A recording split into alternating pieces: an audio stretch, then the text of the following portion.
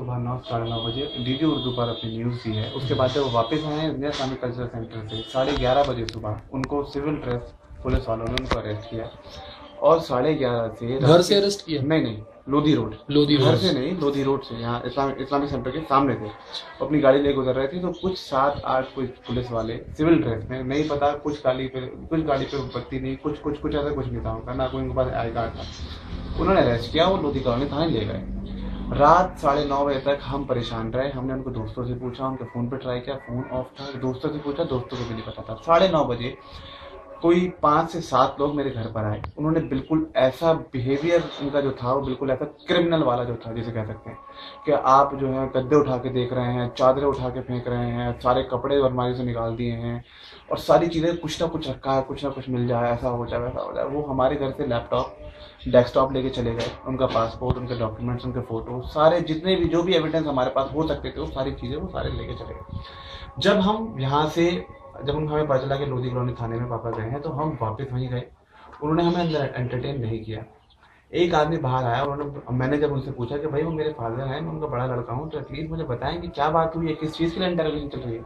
वो सिर्फ ये बोल रहे थे 15 मिनट में छोड़ देंगे, आधे घंटे में छोड़ देंगे, 1 घंटे में छोड़ देंगे, बस अभी थोड़ा सा टाइम। वो करते करते रात के 2:30 बज गए। रात में 2:30 बजे उन्होंने मुझे अंदर बुलाया पुलिस स्टेशन में। उन्होंने मुझसे बोला कि भाई ये अरेस्ट मेमो है, इस पर आप साइन कर दें। रात में 2:30 बजे जब 7-8 आदमी मेरे बिल्कुल मुझे घेर के खड़े थे पापा और मुझे, मैं कह रहा हूँ उनसे कि आप सुबह ऑफिशियल टाइम होगा, ऑफिस का टाइम होगा, तब आप मुझसे साइन करवाएं सबके सामने। 9:30 बजे, 10 बजे, तब भी कुछ होगा, मैं साइन करने के लिए तैयार हूँ। उन्होंने मुझसे और पापा से जबरदस्ती साइन करवाए रात में। उस टाइम मैं अगर कुछ बोलता तो मेरे साथ भी कुछ कर सकते थे, कुछ नहीं पता होता भाई, वो कुछ भी कर सकते थे मेरे साथ। 2:30 बजे उन्होंने 2:55 पे उनको अरेस्ट किया, मैंने साइन कर दिए। उसके बाद अगले दिन जब वो कोर्ट में पेश हुए हैं, किस डेट में? 7 मार्च में 6 मार्च में उनको दिन में 11:30 बजे अरेस्ट किया गया है। 7 मार्च में 2:30 बजे उनको कोर्ट में पेश किया गया है। जब हमारे वकील ने पूछा कि आप कुछ एविडेंस, कुछ चीज, कुछ तो दिखाएं कोर्ट में कि हाँ जिससे आपने कोई एविडेंस होना चाहिए किसी को अरेस्ट करने के लिए, तो उनके पास कोई ऐसा एविडेंस नहीं था, कोई ऐसी चीज नहीं थी। पुलिस आज तक खुल के नहीं बोल रही कि है क्या एविडेंस, क्या है उनको करने के लिए, क्या चीज है, कुछ भी। हम अभी तक, जो पापा के दोस्त हैं, जर्नलिस्ट हैं, जो उनके जानने वाले, उन्होंने कम से कम 10 उन्होंने प्रेस कॉन्फ्रेंस कर दी है बताने के लिए एक आदमी कैसे थे, लेकिन आज तक पुलिस की तरफ से मुझे भी ये नहीं पता कि केस क्या है, क्या चीज है, किस चीज में उन्हें बताया जा रहा है। ये सारी चीजें, ये प्रोपेगेंडा जो प्लान इनके पीछे चल रहा है पुलिस का, और मैं किस के नाम लूं आपके सामने, सभी लोग इसमें शामिल है, सबको पता है कौन कौन शामिल। इतना सब कुछ होने के बाद, इतना सब कुछ अब जब लोग उठ के आ रहे हैं, खुद जब मिल रहे हैं, जुड़ रहे हैं कि काज़मी साहब की जो उनकी लाइफ हिस्ट्री है सबके सामने है, पूरी आईने की तरह उनके सामने है कि उन्होंने क्या किया है पूरी जिंदगी। जब लोग उनके साथ जुड़ रहे हैं, जब सब चीजें हो रही हैं, तो अब भी उनकी कोई जवाब उनकी तरफ से कुछ नहीं है। सिर्फ वो मुझसे ये बोलते हैं कि अभी प्री मैच्योर केस है, हम नहीं बता सकते, अभी प्री मैच्योर केस है, हम नहीं बता सकते। सिर्फ उनका ये बयान आ रहा है पुलिस की तरफ से।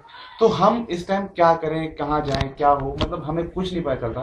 सिर्फ उन्होंने 20 दिन की रिमांड देके बस ये कह दिया कि हम 20 दिन की रिमांड लेना चाहते हैं पुलिस कस्टडी, जिसमें हम इनसे इन्वेस्टिगेशन करना चाहते हैं। ये इन्वेस्टिगेशन कैसी है, क्या है, मतलब मुझे तो यही समझ में नहीं आ रहा कि क्या हो क्या रहा है उनके साथ। लेकिन फिर भी मेरे जुडिशियल पे, मेरी जजमेंट जो भी कुछ करेंगे, मुझे उन पर पूरा यकीन है। लॉ हमारे से बड़ा है, भारत का संविधान हमारे से बड़ा है, भारत का लॉ हमारे से बड़ा है। वो जो भी कुछ करेंगे हमारे साथ हमें मंजूर होगा, और हमें ये पूरा पक्का पता है कि हम जो है निर्दोष हैं, और हमारे साथ जो भी होगा वो हक पे होगा, हक की जीत होती है।